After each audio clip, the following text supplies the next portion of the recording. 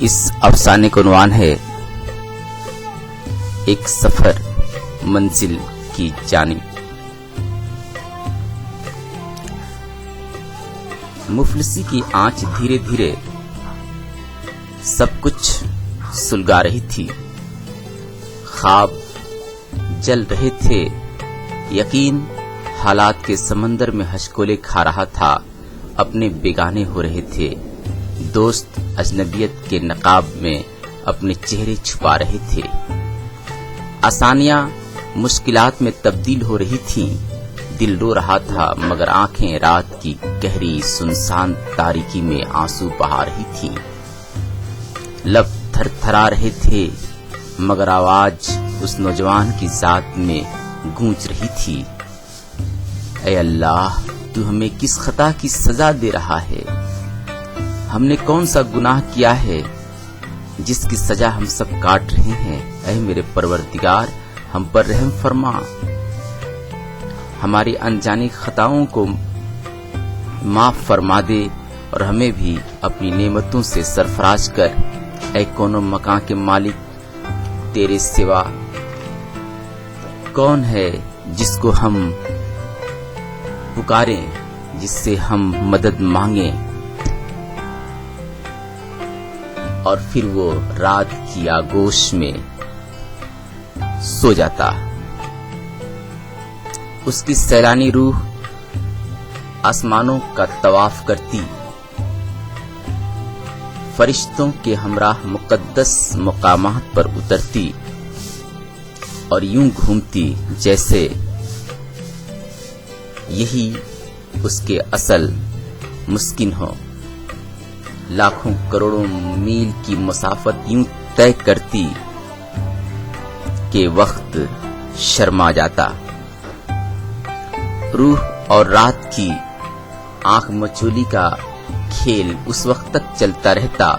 جب تک کہ اس کی ماں اسے جھنجھوڑ کر اٹھا نہیں دیتی، آنکھ کھلتے ہی مفلسی اس کے روبرو آ کر کھڑی ہوتی، چولہا جلانے کے لیے کوئلہ نہیں ہے، روٹی کے لیے آٹا نہیں ہے، دوپہر کے لیے چاول، مودی آٹے والا اور کوئلے والے نے ہماری ادھار دینا بند کر دیا ہے، اچھا آج صبح ناشتہ نہیں بنے گا، چولہا نہیں جلے گا، گھبراؤ مت، میں کہیں نہ کہیں سے کچھ انتظام کر رہا ہوں۔ ماں اور باپ کی ملی جلی آواز اس کا تعاقب کرتی رہتی تھی کہ وہ اسکول چلا جاتا، اسے کچھ کرنا چاہیے، اپنے محنتی باپ کی طرح گھر میں کچھ نہ کچھ لانا چاہیے۔ پھر یوں ہوا، پڑھائی سے اس کا رشتہ کمزور ہوتا گیا، محلے میں کام کرنے والے لڑکوں کے ساتھ اس کی شناسائی ہوتی گئی، دن اور رات غلط سلط ہونے لگے، خیالوں کا ازدحام پاؤں کا چکر بن گیا، جوٹ مل، صابن فیکٹری، چپل دکان اور اخبار کا دفتر، ہر جگہ چکر لگایا مگر وہ اپنے آپ کو کہیں بھی فٹ نہیں کر سکا۔ یہ اس کی مجبوری نہیں تھی بلکہ بدنصیبی تھی کہ وہ اس عمر میں اپنے گھر والوں کے کام نہیں آ سکا، مجبوراً کتابوں کے اوراق بوجھ بن کر اس کے ذہن پر تھوڑے برسانے لگے، اس کی انگلیاں قلم تھامے صفحے کرتاس پر آوارہ گردی کرنے لگیں، وقت آگے کی اور بڑھنے لگا، حالات کے سمندر میں جوار بھاٹے آنے لگے، اور وہ نوجوان جس کے دل میں کبھی بھول سے محبت کے پھول کھلے بھی تو اس نے اپنے ہی ہاتھوں مسل دیا کہ وقت اتنا کشادہ نہیں تھا کہ وہ اوروں کی طرح نغمے الاپ سکے، کھلی فضا میں اپنی مرضی سے پرواز کر سکے اور اپنی زندگی خود جی سکے۔ پڑھ لکھ کر وہ بھی اوروں کی طرح افسر، ماسٹر یا بابو بن جانا چاہتا تھا مگر حالات نے ہر لمحہ اس سے بدلہ لیا، آخر قلم سے آوارہ گردی کرنے والا ہاتھ سخت محنت و مشقت کرنے پر اتر آیا، مفلسی کی آنکھ سرد ہونے لگی، نت نئے خواب پروان چڑھنے لگے مگر اس کی روح طواف الہی میں سرگردہ رہی، اپنے رب کو پکارتی رہی، اس سے آج بھی منت سماجت کرتی رہی، اے میرے رب، بے شک میں تیرا ہی بندہ ہوں، تیری ہی ذات سے میرا وجود ہے، میری ایک ایک سانسیں تیرے حوالے ہے۔ اے اللہ، یہ سر جو تیرے سامنے جھکتے ہیں کسی اور کے سامنے جھکنے مت دینا، یہ ہاتھ جو تیرے سامنے اٹھتے ہیں کسی اور کے آگے اٹھنے مت دینا، بے شک تو اپنے بندوں کی لاج رکھنے والا ہے۔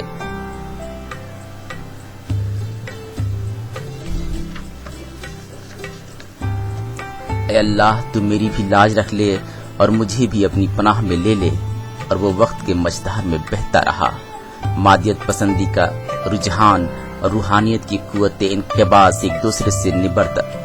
آزما ہوتے رہے، کشمکش کا تسلسل چلتا رہا، بے چینیاں بڑھتی رہیں اور اس کی باطنی زندگی خود اس کے لیے پرسرار بنتی گئی، جبکہ ظاہری زندگی صرف جہد مسلسل کے فلسفے پر ہی گامزن رہی۔ پوچھنے پر صرف یہی جواب دیتا کہ عمل کرنا میرا کام ہے، کامیابی عطا کرنا اللہ کا، مگر اس کی ہر کوشش کی انتہا کسی نہ کسی طرح فرسٹریشن کی دہلیز پر آ کر ختم ہوتی۔ وہ بے بس ہاتھ ملتا رہ جاتا، دل ہی دل میں مسکراتا اور پھر اپنے رب سے سوال کرتا، ایسا کیوں؟ پھر یوں خاموش ہو جاتا جیسے کوئی سمندر اپنے سینے میں ہزاروں کرب، انگنت راز اور نامعلوم دکھوں کو چھپائے خاموش ہو گیا ہو۔ زندگی کی اس پڑاؤ پر وہ بالکل تنہا رہ جاتا، ماں باپ اور بھائی بہن اور دوست عزیز سب سے اس کا رشتہ کٹ جاتا، بالکل الگ تھلگ ایک پرسرار کائنات کی تخلیق کرنے میں محو ہو جاتا، جس میں وہ اس زمانے سے فرار ہو کر اطمینان سے پناہ لے سکے۔ مگر یہ بھی زیادہ دن نہیں چل سکا۔ ماں باپ نے مہربانی دکھائی اور وہ 1 سے 2 ہو گیا، پھر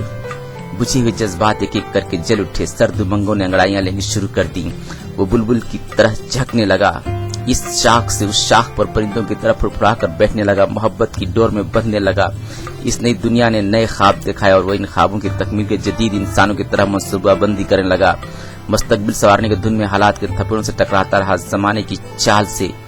بے خبر اپنی معصومیت کے خول میں خود کو سمیٹتا رہا، مگر کب تک؟ عیار لوگوں کے ہجوم نے آخر اسے آ گھیرا، ہر چہرہ اب چہرہ نہیں رہا، وہ تل ملا اٹھا، ہر طرف دھوکا، فریب اور جھوٹ کا جال بچھا ہوا ہے جس میں وہ گرفتار ہو چکا ہے۔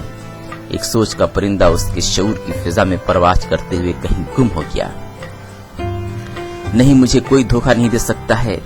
اس نے اپنے آپ سے کہا، پھر اس آئینے سے بھی مخاطب ہوا جس میں وہ اپنی ذات کو دیکھ کر سرشار ہو رہا تھا۔ سنو، ہم سب کی اپنی اپنی روحیں اس منزل کی جانب محو سفر رہتی ہیں جس سے ہمیں اپنے آپ سے بھی زیادہ گہرا لگاؤ رہتا ہے۔ ہم ساتھ ساتھ رہتے ہیں مگر پھر بھی ایک نہیں ہو پاتے، کیونکہ ہماری روحیں الگ الگ دنیاؤں میں بستی ہیں، ہم چاہ کر بھی ایک نہیں ہو سکتے۔ یہاں محض مکر و فریب کا وہ طلسماتی جال بچھا ہوا ہے جس میں ہم غیر شعوری طور پر پھنس چکے ہیں، مگر اب ایسا نہیں ہوگا۔ میری آنکھیں مزید فریب کھانے کی جرات نہیں کریں گی، ہمیں لوٹنا ہوگا اپنی منزل کی جانب۔ شاید آئینے نے اس کی باتوں کو سمجھا کہ نہیں، یہ اسے خبر نہیں ہوئی، مگر وہ اپنی منزل پانے کی دھن میں ایک دن گوتم بدھ کی طرح رات کے اندھیرے میں سب کچھ تیاگ کر راہ خدا میں نکل پڑا۔ لیکن دروازے کے باہر